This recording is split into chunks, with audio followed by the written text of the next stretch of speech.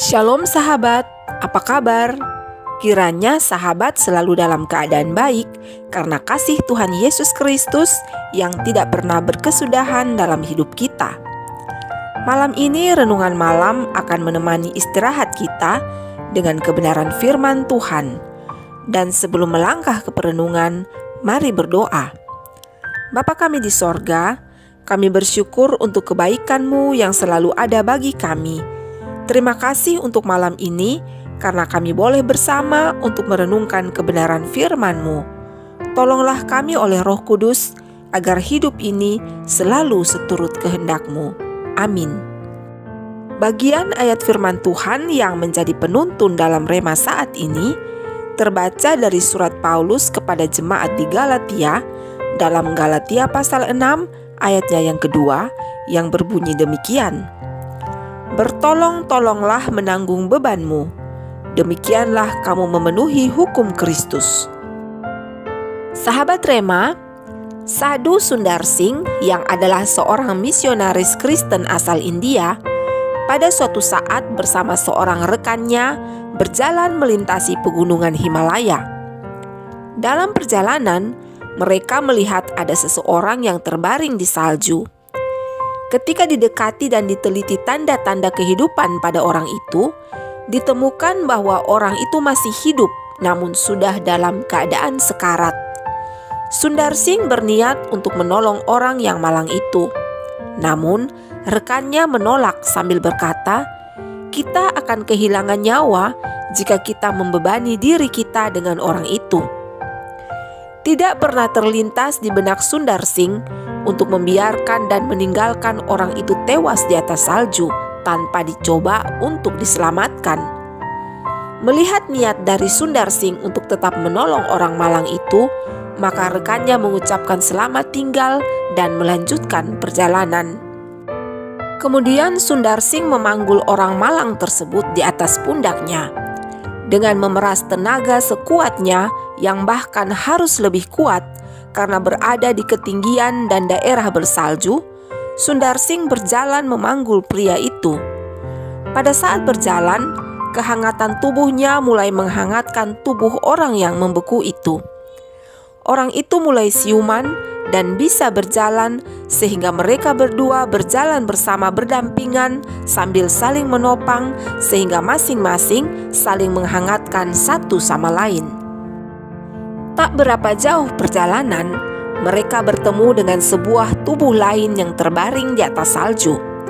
Setelah diamati dan diteliti, orang itu telah mati membeku karena kedinginan.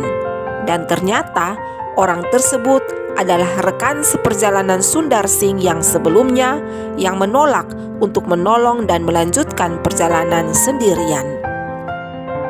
Sahabat, sebagaimana ayat perenungan dalam rema saat ini, yang dengan nyata tertulis bahwa saling menolong dan saling menanggung beban itu berarti memenuhi hukum Kristus. Namun kenyataan hidup saat ini pada umumnya menunjukkan bahwa egoisme masih tinggi, terkhususnya pada masyarakat perkotaan yang menganut semboyan lulu gue. Dan ironisnya, tidak sedikit orang Kristen yang menganut semboyan itu juga.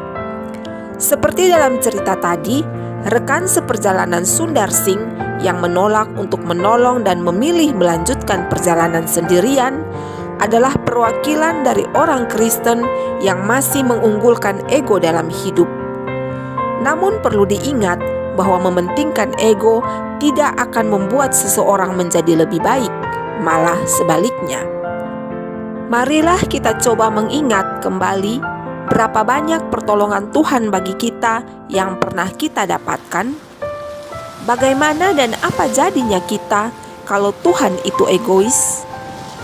Oleh karena itu, jika kita mengatakan bahwa kita adalah anak Tuhan, maka kita pun harus mewarisi sifat Tuhan yang adalah Bapa kita. Tujuan hidup yang sesungguhnya bagi setiap anak Tuhan adalah menjadi berkat sehingga nama Tuhan dipuji dan dimuliakan. Salah satunya adalah sebagai penyalur kasih dengan saling menolong dan menanggung beban.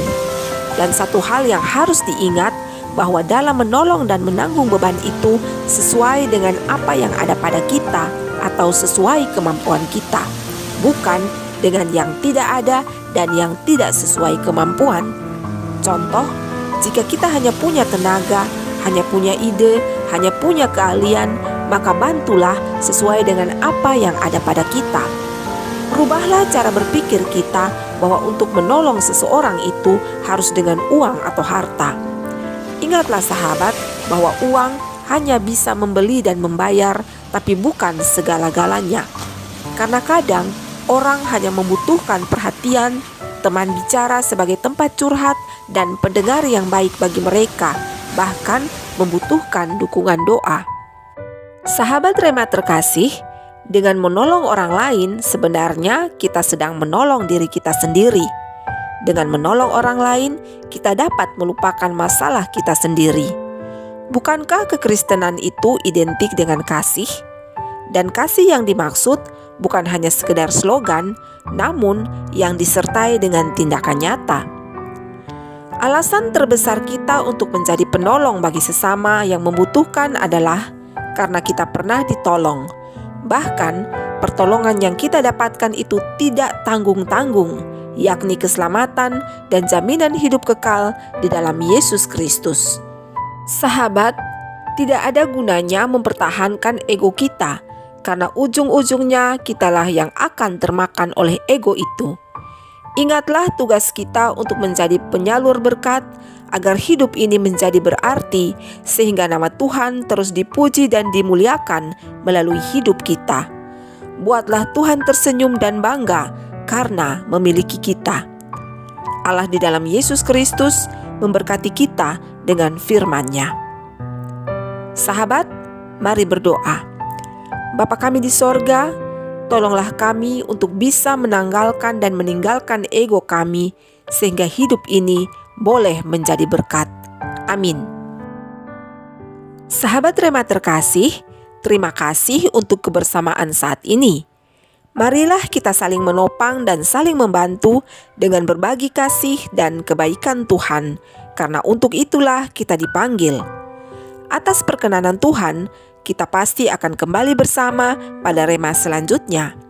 Sampai jumpa. Selamat malam dan selamat beristirahat dalam kasih dan perlindungan Tuhan Yesus Kristus. Shalom.